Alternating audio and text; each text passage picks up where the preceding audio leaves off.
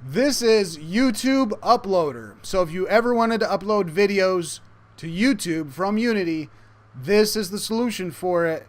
It's using the YouTube Data API version 3 to upload videos. And you can see here we have a nice window. If you want to access that window, just select YouTube Uploader. We could select the video file that we want, put in a video title description, set the privacy, select the category for it, put tags in and more tags, and then we're ready to upload to YouTube. We could just click upload and it's going to go ahead and start that upload. Do it completely asynchronously so that if we want to keep doing stuff in Unity, it's running on a separate thread. And once it's done uploading, we can go to our YouTube page and find it's been uploaded right there.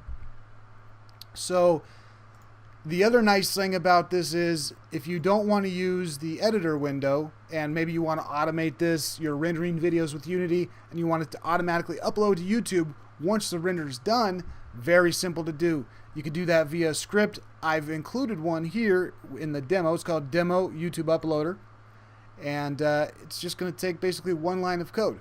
Well, 3 to be honest, but you just need to instantiate a YouTube client, pass in some video info, which is the title, description, and all that, and then say YouTube client.begin video upload and pass in that video info. Now the video info, how do you populate that? That is right here. It is really easy because that's just a scriptable object.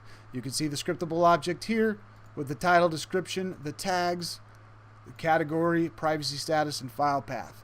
So we could just save this information into a scriptable object and pass that scriptable object in as a variable when we say YouTube client.begin video upload. So you could do it very easily from script, or you could just go ahead and use the YouTube Uploader window, dock that wherever you want, and go ahead and upload videos to YouTube right here from Unity.